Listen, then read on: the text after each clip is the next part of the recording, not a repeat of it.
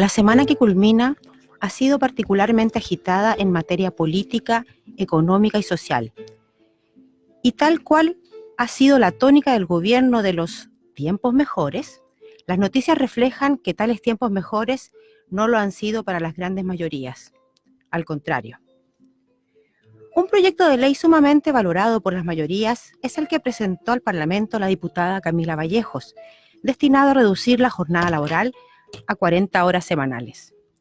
La respuesta del gobierno y de los empresarios, junto a la derecha política, fue el absoluto rechazo, al que se sumaron actores de la oposición como el exministro de Hacienda Rodrigo Valdés. Otro botón de muestra de la clase política gobernante, machista, violenta, que vela así tenazmente por privilegiar los intereses de los ricos del país, fue el intento del exalcalde designado por Pinochet y eterno diputado, señor Patricio Melero, para censurar a la diputada Gael Llomans en su rol de la presidencia de la Comisión de Trabajo de la Cámara. Esta joven mujer diputada, Gael Llomans, ha tenido, por cierto, una postura favorable al proyecto de reducción de la jornada laboral y ha defendido los intereses de las y los trabajadores, desempeñando su rol democrática, rigurosa y muy profesionalmente. Vaya desde nosotras nuestro apoyo, nuestro cariño y un tremendo reconocimiento. Ahora, la última artimaña del gobierno para frenar el proyecto de ley de reducción de la jornada laboral de 45 a 40 horas es el anuncio de que, junto con ponerle suma urgencia a su proyecto de adaptabilidad laboral, se ingresará una indicación que reducirá la jornada laboral de 45 horas efectivas a 41 horas promedio semanales. Y claro, habiendo pasado su primera valla en la Comisión Trabajo de la Cámara, contando con un gran respaldo ciudadano reflejado en 2 encuestas realizadas esta semana, y más aún, contando incluso con el apoyo de parlamentarios de la propia derecha, el Ejecutivo saca una nueva carta evidenciando por un lado la improvisación de sus iniciativas legales y mostrando una nueva jugada con la que solo se busca hacer fracasar el proyecto de ley de reducción de jornada a 40 horas para concentrarse en avanzar en su proyecto ley de adaptabilidad y flexibilidad laboral. Por cierto, sabemos ya, y el propio presidente de la República hizo anuncios respecto de la posibilidad de declarar inconstitucional este proyecto. Así que sabemos que es un tema que hoy día está en trámite y sobre el cual tendremos que poner muchas energías. Ahora, en materia económica, debemos señalar que las noticias no son para nada felices. Un IMASEC de 1,2% que habla de la baja actividad económica, evidenciando el fracaso de este gobierno empresarial, sumado a las nuevas acciones de hostilidad en la guerra comercial entre China y los Estados Unidos, la aprobación en el Senado del TPP-11 con votos de la derecha y la exconcertación, dan cuenta de un contexto económico del todo preocupante para la gente de trabajo, para las y los millones de personas que vivimos de un salario, por cuanto cada vez que la economía nacional y mundial entra en procesos de recesión, somos las y los trabajadores quienes sufrimos las mayores consecuencias.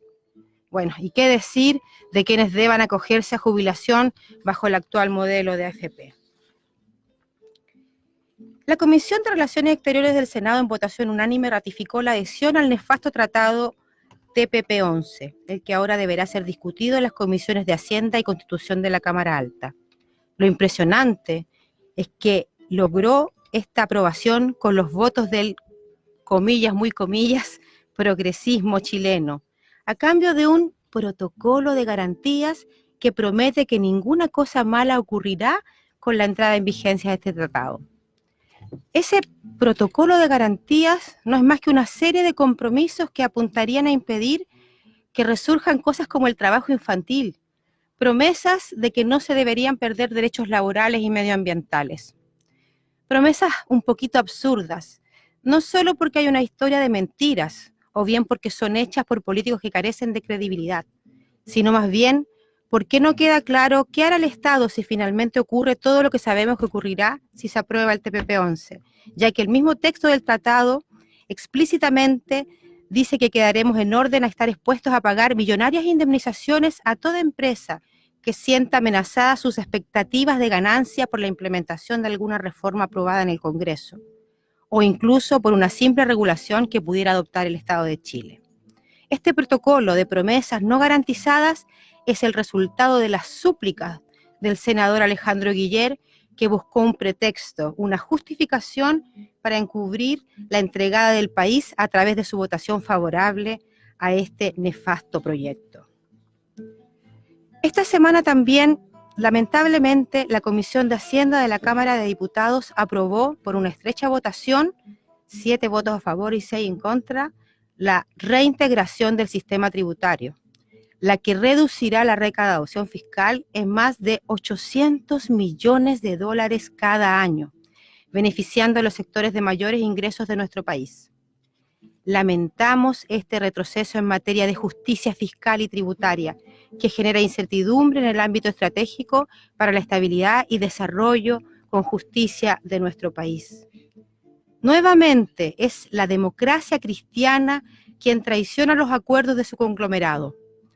El diputado Lorenzini viabiliza la tramitación de esta propuesta bajo el argumento de, comillas, asegurar lo avanzado, cuando todos los actores especializados concuerdan que se trata de una medida regresiva que no necesariamente incentivará la inversión y que las medidas compensatorias anunciadas no financian esta menor recaudación. Con su votación, el diputado Lorenzini ratifica lo expresado durante la votación de la idea de legislar, cuando él en su fundamento señaló claramente que le da lo mismo la ciudadanía. Otra noticia preocupante que hemos conocido esta semana tiene que ver con esa convocatoria a una marcha anti-inmigración por parte de algunos sectores reaccionarios de nuestro país, que incitan no solo a la xenofobia, sino que además incluso plantean el uso de armas y del odio para quienes buscan en nuestro país un mejor futuro. Un triste espectáculo respecto del cual, por supuesto, que los movimientos sociales estamos en contra. Pero también decir que tenemos esperanza, que también en este Chile tan adverso, hoy día nos hemos agrupado más de 60 y tantas organizaciones, entre las que está, por cierto, la Coordinadora Nacional de Trabajadoras y Trabajadores por No Más AFP, las federaciones de estudiantes, la CONFECH, la ACES, la CONES, la CUT, la ANEF, UCAMAU, FENAPO, agrupación de familiares, organizaciones ambientalistas, es decir, todo un conglomerado de organizaciones sociales que de Arica Magallanes hemos decidido organizarnos, unificar nuestras luchas, porque ya no basta con marchar, es necesario pasar a otras formas de movilización, recordar nuestra propia historia, retomar lo que fueron la década de los 80 en formas de acción unitaria para permitirnos avanzar hacia una sociedad más justa. Y por eso, con mucha esperanza y con mucha alegría, decimos que este grupo Unidad Social hoy día está convocando a una jornada de protesta nacional para este próximo 5 de septiembre, porque otro Chile es posible y porque con la unidad y la acción de todo el mundo organizado en esta patria lograremos avanzar hacia un país con mayor justicia social. Muy bien, muchas gracias. Sí, me parece importante referirnos a los aspectos más sustantivos de lo ocurrido esta semana. Bueno, sin duda el espectáculo Las 40 Horas creo que devela lo que ocurre en nuestro país.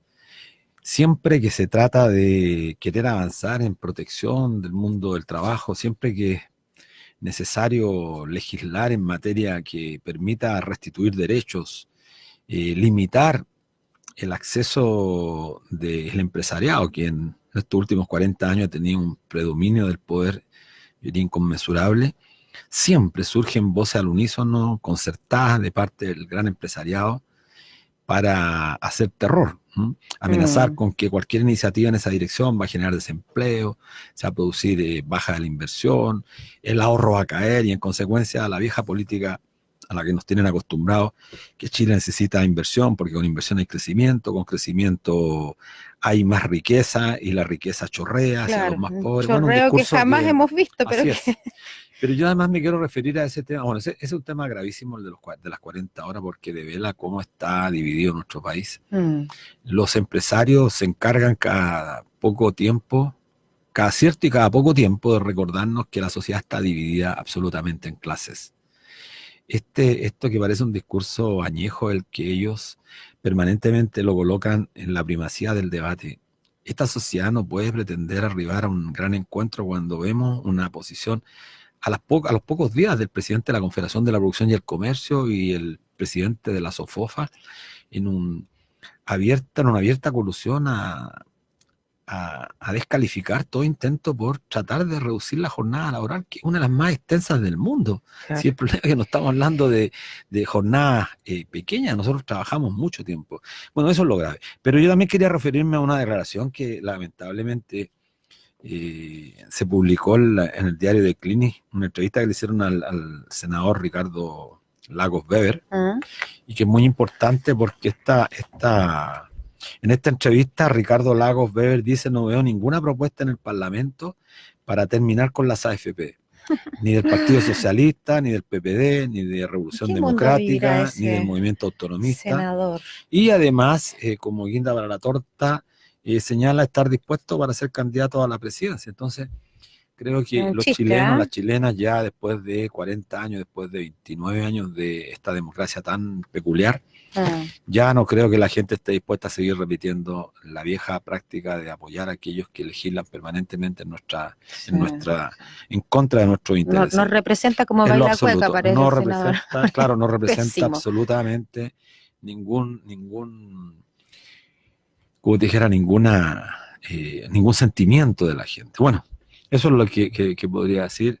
Creo que está al aire. Vamos a tener luego un contacto con Gael Yoma. Sí, vamos a hablar con la diputada que es una joven mujer que está además presidiendo la Comisión de Trabajo en la Cámara y quien ha tenido una conducta absolutamente de representar los intereses de la ciudadanía y que ha sufrido en las últimas semanas una represión, una medida, de verdad, yo lo considero de una violencia tremenda, pero además de un machismo brutal por parte del diputado eterno Melero, que ha sufructuado en el cargo desde que dejó de ser el alcalde designado de Pinochet y hasta nuestros tiempos, ahí defendiendo los intereses de la riqueza, de quienes son los poderosos, y en eso él tiene un desempeño muy notable, porque lo hace muy bien, pero llega a prácticas incluso que son francamente de una violencia impresionante. Y bueno, esta diputada ha sido víctima, fue acusada, quiso ser censurada por parte del parlamentario, y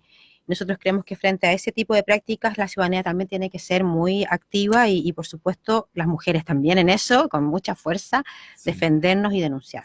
Sí, por supuesto. Bueno, estamos en el 102.5 FM de Radio Universidad de Chile, en el fanpage a través de @canal.social, así que todos los que nos quieran escuchar, nos quieran ver, pueden acceder a través de ese medio. Bueno, estamos con una invitada importante, Javiera Araneda, abogada. Aravena, no sé por qué le pusieron aquí Araneda. Bueno, mi nombre es Javiera Araneda. Ah, ya. Ahí está la diferencia. Pero Javiera Aravena, sí, pues yo te conozco, bueno, Javiera Aravena, por eso me extrañó. Bueno, Javiera es abogada. Es muy importante la conversación que vamos a tener con ella porque además es nuestra coordinadora de la estrategia jurídica que ha llevado adelante la coordinadora Noma FPE en la estrategia de presentar recursos de protección en todas las cortes de apelación a lo largo del país, con el objeto que se dirima esta controversia tanto tiempo instalada en nuestro país, que nos repiten a diario que somos propietarios de nuestro ahorro previsional, pero cuando queremos disponer de él para mejores pensiones, las AFP nos dicen sostenida y reiteradamente que ellos nos van a pagar como estimen en cómodas cuotas nuestro ahorro que durante largos años logramos ahorrar. El tema de la propiedad es un tema complejo, se ha dicho en todos los tonos. Existe la propiedad privada para las grandes empresas, garantizada en la Constitución, el sacrosanto derecho de propiedad, y sin embargo existe el derecho de propiedad en letra chica, minúscula para la gran mayoría de los chilenos. Sí. Bueno, por eso, bienvenida Javiera. Sí, muchas gracias. Bienvenida Javiera. Yo quiero saludarte también con mucho cariño, porque además es súper bonito y súper potente ver que profesionales están comprometidos, que aquí hay una voluntad de sumarse a la causa. Y bueno, agradecer y felicitar, porque además con un profesionalismo y con una dedicación hoy día, Javiera y un grupo de colegas, abogados de ella, están empeñados en esta tarea, así que súper interesante el programa. Decirles también que pueden conducir consultas a través del WhatsApp al 569-3349-8217, 3349-8217, porque vamos a hablar de este tema, así que aquí con Javiera para conocer y saber todas de estas dudas de todo este tema judicial que hoy día estamos emprendiendo. Muy bienvenida, muchas gracias por estar aquí. Carolina. Bueno, ¿qué es lo que se busca con estos recursos para que la gente que nos escuche? Mira, lo que nosotros pretendemos obtener con este recurso principalmente es que las Cortes de Apelaciones y eventualmente la Corte Suprema, muy seguramente la Corte Suprema también, nos diga, bueno, ¿y de quién son los fondos de pensiones ahorrados por las personas que se le han descontado históricamente de manera obligatoria? Entonces lo que queremos buscar es una respuesta en una sede que no se ha pronunciado al respecto. O sea, tenemos al Congreso, tenemos a los políticos pronunciando sobre esto, pero no hemos escuchado la voz del Poder Judicial, claro, y queremos escucharla, y por eso queremos también intencionar una discusión que, bueno, se vincula con las demandas sociales de la coordinadora, especialmente, bueno, cuestionar este modelo de seguridad social que se nos dice nominativamente que es de seguridad social, pero vamos viendo sobre la marcha y en la propia experiencia de las personas pensionadas que no es así. Así que nosotros, ese es el primer objetivo, es, para que la gente lo sepa, es instrumental. Esto tiene un fin político y mayor, y nosotros creamos una estrategia justamente para evidenciar esto, y lo principal es solicitar, los recurrentes solicitan mediante una carta a la AFP el retiro de sus fondos. Le dice, devuélvame mis fondos, esto es lo que tengo acumulado hasta la fecha. Pasa un periodo, en nuestra experiencia ha sido muy corto ese periodo, la AFP nos responde, obviamente que no, y no nos dice no porque no es su dinero, sino que nos dice no porque en verdad al fin del día usted no puede gozar de los atributos del dominio de la propiedad, que es usar, gozar y disponer, porque obviamente si nos dijeran, no, sabe que usted no es el dueño, ahí sería muy distinto el problema, pero ese es el asunto, y en base a este acto, que es el no por escrito de la AFP, nosotros nos dirigimos porque consideramos que es un acto arbitrario. Es un acto arbitrario porque justamente priva, en un sentido de privación total, el derecho a propiedad de los recurrentes, porque no se le permite usar, gozar ni disponer de su derecho, es decir, de sus fondos de pensión. Y ahí nosotros estimamos amagado justamente el derecho a propiedad. Y aquí me permite hacer un pequeño paréntesis. Esto es súper importante para efectos históricos, porque se nos dice, bueno, el derecho a propiedad es súper importante, pero no es que nosotros lo sostengamos así, es declarado. O sea, ese objetivo fue declarado, para efectos históricos, yo se lo cito nomás, las actas constitucionales del ilegítimo constituyente que tuvimos en dictadura, justamente hablaban de esta experiencia, y los comisionados decían, bueno, es que desde 1925 en adelante, con la Constitución de 1925, la propiedad se vio debilitada y se vio más agudizado con Frei y luego con Allende, ¿no? O sea, esto es una experiencia histórica de la élite que entiende que tiene que proteger, claro, que entiende que tiene que proteger y vigorizar y robustecer, y en estas palabras, tal cual lo dicen, el derecho a propiedad, y no cualquier dimensión del derecho a propiedad, el derecho a propiedad privada específicamente. De hecho, ustedes van a ver, nuestros recursos de protección están disponibles en las redes para que quien quiera se apropie de él y lo decida presentar, obviamente teniendo en cuenta que tienen que tener un abogado patrocinante. Y justamente nosotros citamos a autores, incluso a comisionados que estuvieron en esa comisión de estudios para la nueva Constitución del 80, que a otro propósito, hombres blancos, conservadores, de la Católica, o sea, ese era el espectro de diversidad que tenía esa comisión, y citamos justamente lo que dicen ellos, es decir, la propia voluntad de este constituyente, que muy cuestionado por supuesto, pero que se ha entendido así desde un comienzo. El entendimiento del derecho a propiedad privada no ha variado. Se entiende, y la Constitución lo dice expresamente, que nadie puede ser privado de los elementos esenciales del dominio si no es por una función social. Y cuando es por una función social, bueno, se expropia. Entonces, aquí, bueno, a través del decreto de ley 3500 nos dicen que es obligatorio cotizar. Sin embargo, al momento de las personas presentar una solicitud, que a todo esto son bien fundadas, las historias que nosotros, que están en los recursos, son historias de trabajadores, no necesitamos escarbar mucho, no necesitamos hacer una investigación acá, la historia de los trabajadores en Chile son historias de esfuerzo, y bueno, hay gente que lleva trabajando 17 años, y además trabajando los fines de semana, desgranando porotos, o sea, para hacerse la vida. Y cuando en este momento, cuando los trabajadores y trabajadoras son los que deciden justamente abogar por sus derechos, les dicen que, bueno, sus derechos son con letras chicas, como decía la columna de Fernando Atria ayer, ¿no? O sea, para los trabajadores y las trabajadoras pareciera ser que los derechos siempre vienen con una nota al pie, con alguna limitación.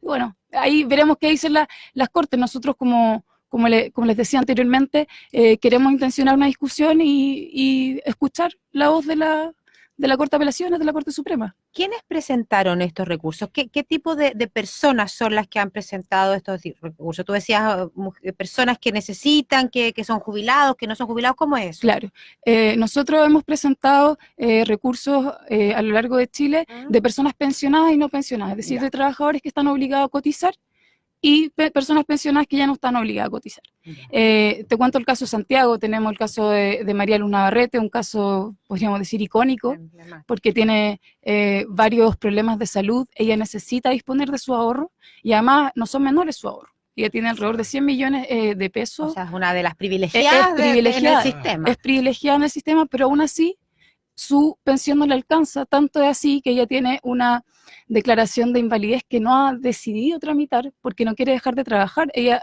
además, mujer adulta mayor, tiene que acceder a empleos precarios, muy precarios. Sí. Tenemos otra historia también del señor Enrique. Era una profesional, contadora, sí, contadora. Auditora profesional del IPS. INP, sí, el IPS. Profesional con una renta por sobre 1.800.000 pesos, era una profesional bastante destacada, y hoy día hace, como bien dice Javiera, trabajo de baja calificación, prácticamente de cuidado. Y entiendo que además ella necesita hacerse unas atenciones de salud de alto costo y tiene ese dinero que, entre comillas, es de su propiedad porque son sus ahorros previsionales y no puede hacer uso y goce y disponer de ellos para sanarse. Es súper problemático porque María Luz está esperando en el sistema público alrededor de 1 año y medio, lleva esperando hacerse una operación, una prótesis de rodillas. De otra manera, es tan avanzada su enfermedad que, bueno, es crónica, entonces de aquí a un periodo de tiempo ella va a quedar sin movilidad.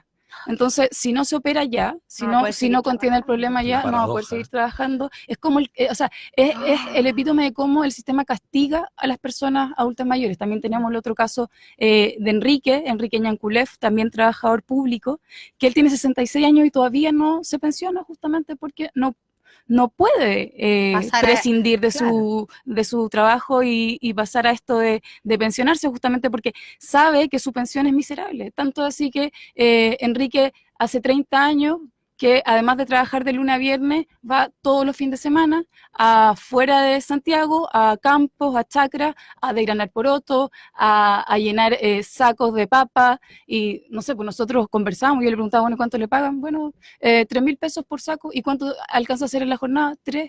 ¿Y tú crees que le preguntan el nombre? No le preguntan el nombre. O sea, van a trabajar también ahora con varias personas migrantes de su población, van a trabajar y, bueno, se da cuenta de que esa es la historia de los trabajadores chilenos, de los quienes se acercan a recibir pensiones miserables. El señor Enrique tiene, bueno, la mayoría de los trabajadores tienen una dignidad impresionante. Él me decía, si yo tengo que salir a vender parche curita, bueno, yo lo voy a hacer. Claro.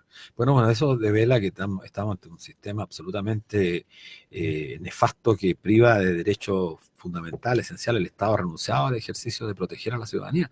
Y esto es gravísimo. Pero creo, mira, es muy importante escuchar a Javiera, porque Javiera, hay que decirlo a quienes nos están escuchando, una abogada joven. Yo realmente estoy sorprendido porque la claridad y la lucidez de la argumentación demuestra que no está todo perdido, porque cuando tenemos abogados profesionales jóvenes que tienen una valentía para enfrentar estos temas, porque el poder está instalado y tiene dispositivos tan ocultos que muchas veces algunos profesionales jóvenes se inhiben de llevar adelante su convicción, su fundamento, su filosofía, porque temen el día de mañana ser justamente objeto de discriminación. Así que yo te quiero felicitar en primer lugar. Lo segundo, que discutamos sobre el derecho de propiedad.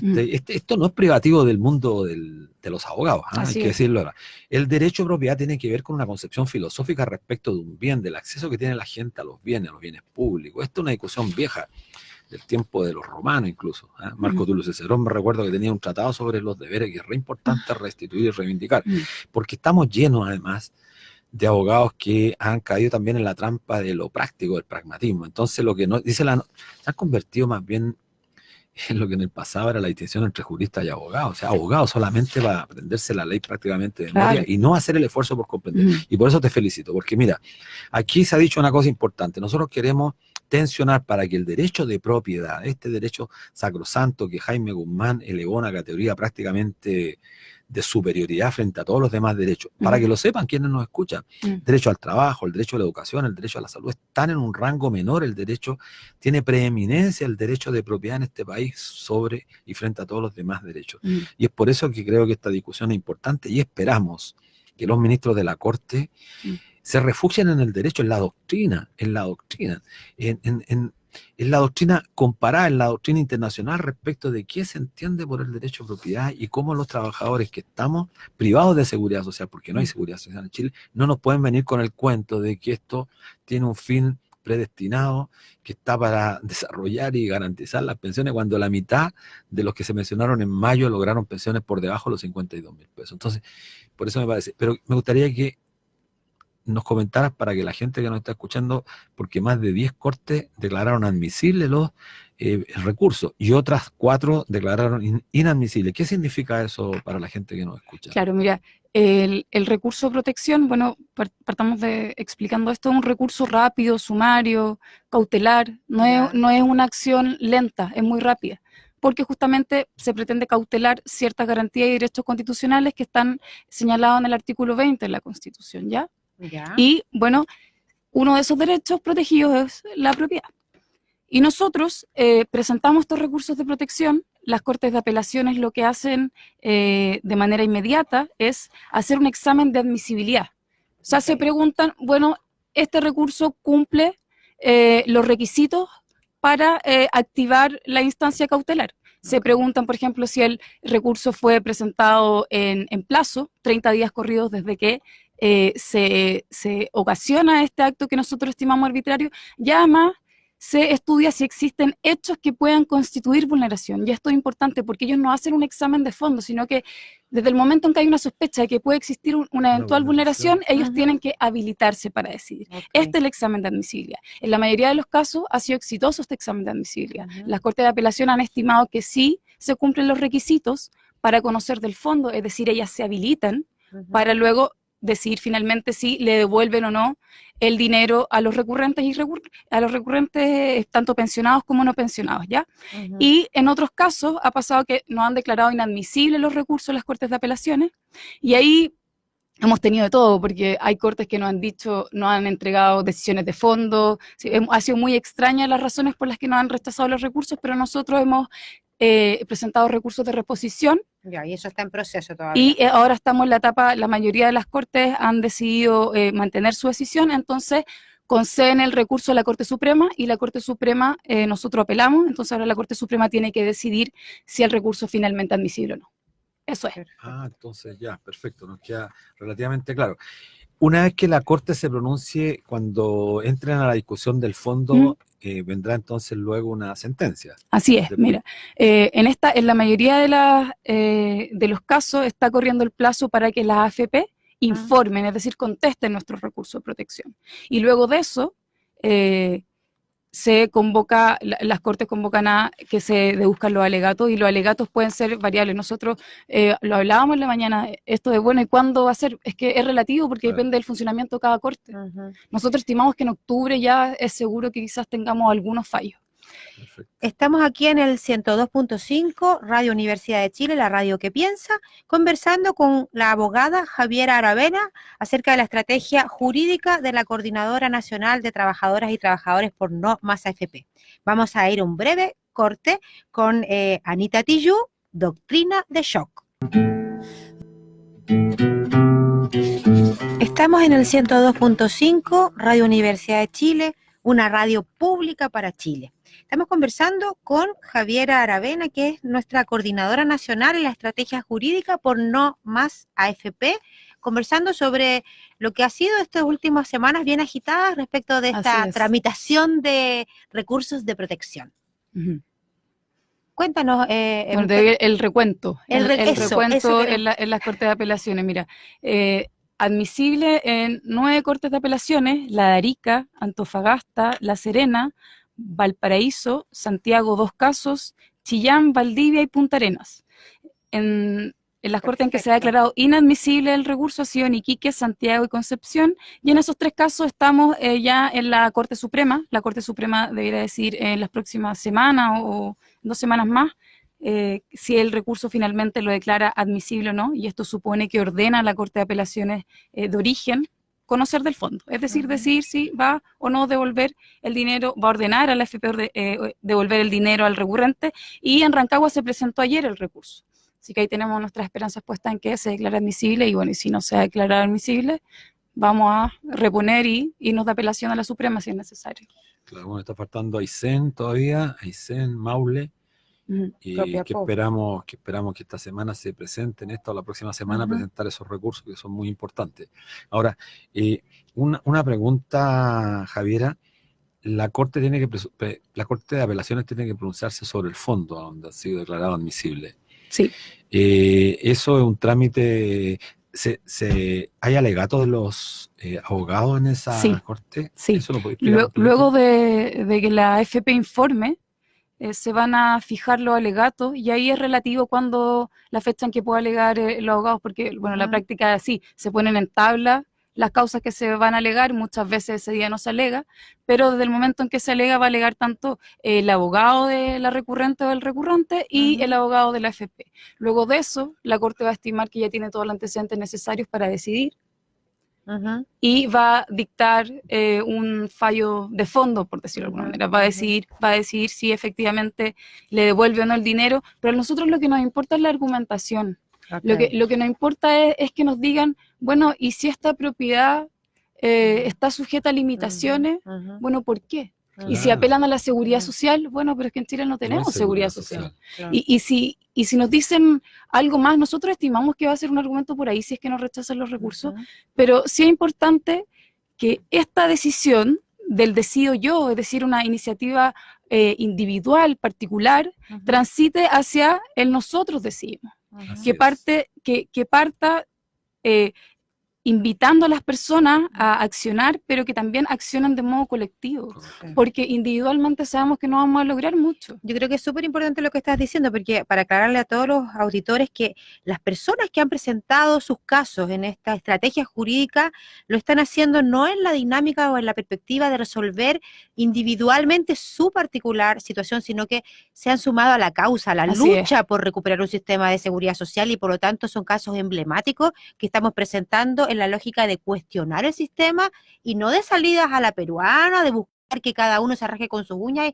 y resuelva el drama de las pensiones en Chile, sino que, claro, queremos una solución, pero una solución colectiva, una solución para el país todo. Así es. Oye, tenemos tenemos al parecer a la diputada Gael Yoma, sí, en el teléfono. Gael, ¿estás en el teléfono? Sí, hola, ¿cómo están? Hola, Gael, ¿cómo estás?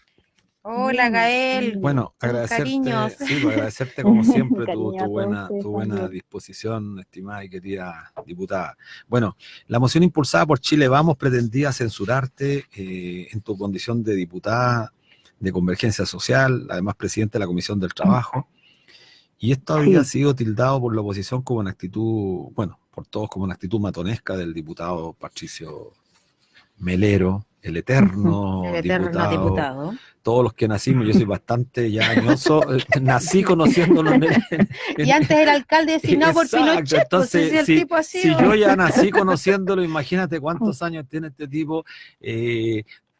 Se declaran absolutamente contrarios al Estado y sin embargo han vivido toda la vida, y voy a usar un término un poco académico, parasitando del Estado. Así que bueno, bienvenida, estimada Gael, cuéntanos un poco en qué estás y cómo recibiste este apoyo transversal a tu presidencia. Sí, o sea, bueno, hace una semana igual bien agitada, producto de esta posición del gobierno, o sea, lo que hace el diputado Melero es parte de la agenda que han levantado en contra del proyecto de 40 horas. Y la censura también va un poco lo mismo, pero yo lo llevo incluso más allá. Es a la posibilidad de que nosotros presentemos proyectos de ley y tengamos una agenda de fondo propia, distinta a la que tiene el gobierno. Es a eso a lo que quieren poner límites, cuando nos dicen que es inconstitucional el proyecto, que yo no tengo, o sea, en el fondo dicen que yo infrinjo el reglamento. Eso es lo que finalmente era parte de la argumentación, y dentro de los argumentos que tenían era que, no sé, o sea, desde que invitaba a que pudieran pasar trabajadores dentro de la comisión, entonces, o sea, desde ese tipo de cosas, como que les molesta escuchar a la ciudadanía, a las organizaciones, hasta... acostumbrado a escuchar a los empresarios solamente, a los dueños de claro, banco, del retail. Es tan así de evidente que en sus argumentos también se puede ver. Hasta que, claro, este tema de que yo hago avanzar el proyecto porque lo pongo en el fondo en votación, pero eso es a solicitud de los diputados, que es algo que es parte del reglamento. Claro. Entonces, cuando no les gusta, utilizan distintas formas, artimañas, distintas formas mañosas que están acostumbrados a mandar. Es una suerte de patear la mesa como patrón de fondo. O sea, ese día el diputado Melero se para, gritonea en medio de la comisión. O sea, una actitud bien matonesca. Hay que decirle a las comunas, a los habitantes de las comunas del sector poniente, Santiago Poniente, que aprendan a conocer a este diputado y que cada cierto tiempo le dan el mandato para que los represente al final de cuentas, legislando absolutamente en contra de la gran mayoría. Estamos aquí, Gael, con otra colega tuya, una abogada también, no sé si la conoce, a la Javiera. Hola, Gael, no. Y también quieren participar, está Carolina, así que Javiera, si quieres preguntar algo, porque para que hagamos un debate. Hola, Javiera. Hola, ¿qué tal? Carolina, ¿cómo están? Aquí bien y enrabiada, porque primero se te violenta y no es solo uno por la causa a la que tú estás defendiendo un proyecto que es de bien para la mayoría de los habitantes de este territorio, sino que además porque uno como mujer no puede dejar de evidenciar que también en eso hay machismos, hay una conducta tan violenta que se normaliza muchas veces, respecto a la cual yo creo que los tiempos por fin están empezando a cambiar y nosotras solidarizamos con eso. O sea, yo he visto cómo el diputado Melero se comporta en la comisión y es de un ninguneo permanente hacia las mujeres, hacia los más jóvenes también. Ahí también hay una mirada peyorativa de parte de esta parlamentario, y a uno le da mucha rabia. Entonces yo primero quería decirte que nosotras estamos contigo y que respaldamos totalmente tu trabajo, porque ha sido además a todas luces muy profesional, muy democrático, muy riguroso, y eso a estos tipos les molesta. Les molesta ver cuando una mujer tiene competencia y puede desempeñarse tan bien o mejor que ellos. Así es. Sí, bueno, yo entiendo que en estas circunstancias siempre es problemático para el poder que se presenten este tipo de proyectos que no obedezcan a los intereses de sus jefes, por decirlo de alguna manera. Pero yo quisiera saber sobre estos argumentos de la inconstitucionalidad del proyecto, porque sabemos que la derecha, cuando ya no le queda ningún argumento, va a lo que Fernando Atria le ha dicho, la ATC, porque es la tercera cámara, o el Tribunal Constitucional. En vez del TC, la ATC. A la ATC, claro. Entonces, ¿qué ves tú respecto a eso? Si es algo probable, si están haciendo esto por presiones políticas, se ven entre la espada y la pared. Cuéntanos cómo ha sido tu experiencia respecto a eso. Sí, o sea, yo veo que igual, además, no solo lo están aplicando con el proyecto de ley de 40 horas, esta semana teníamos en tabla también el proyecto de ley de tutela laboral, que es para poder hacer aplicable el procedimiento de tutela, que tiene que ver con un procedimiento para derecho básico de trabajadores, también para los trabajadores del Estado, sin diferenciación en si son trabajadores honorarios o no. Entonces, esa es una moción también parlamentaria, o sea, un proyecto presentado por senadores, que ya había pasado todo el trámite del Senado, o sea, viene simplemente a la Cámara ya como un trámite final, y en el caso del Senado fue aprobado unánimemente. Solamente hubieron 4 abstenciones de algunos parlamentarios de derecha, pero todo el resto apoyó. Y bueno, sobre ese mismo proyecto, el mismo martes presentaron también que era inconstitucional el proyecto, y por lo tanto querían votar la admisibilidad porque se suponía que irroga gasto presupuestario. O sea, ahora todos los proyectos que presentemos en el fondo derivan en gasto para el Estado. Y eso es un peligro, porque en el fondo con ese criterio no vamos a poder presentar ningún proyecto de ley, porque son gastos absolutamente indirectos, o sea, no es directamente una cuestión ahora, sino que es un argumento que están usando para que no presentemos proyectos de ley, mociones que atenten contra sus intereses. Así de claro ha quedado. Entonces, o sea, esto yo creo que es una arremetida, no solamente en este proyecto de ley de 40 horas, sino que se vienen muchos más en donde van a utilizar este argumento. El ministro Blumel, de hecho, mandó una carta al presidente de la Cámara señalando esto, que a la Cámara le señala que tuviéramos ojo con las inconstitucionalidades de los proyectos, en fin. Bueno, Entonces, es increíble que... Sí, por favor, Javiera. Sí, respecto a la acción de tutela, es bien particular esto, porque desde el 2014 que la Corte Suprema ya estableció en su jurisprudencia que los funcionarios públicos tienen el derecho a presentar la acción de tutela contra sus empleadores, que en este caso, Claro. coincidentemente, o sea, es el Estado, pero un empleador más en este caso, exacto. porque en todos los lugares se vulneran derechos fundamentales y en el empleo público no es una excepción. Entonces, cuando comienza a ser un problema, cuando llega al Tribunal Constitucional y el Tribunal Constitucional, en un caso de un municipio, dice, ¿sabe qué? Inaplique el inciso tercero, el artículo 3, que es el que habilita a los tribunales del trabajo a conocer de esa acción de tutela, y el 485. Entonces eso es un gran problema porque tenían una jurisprudencia ya importante, ya bien sostenida, y llega el Tribunal Constitucional a decirnos que ¿sabe qué? No.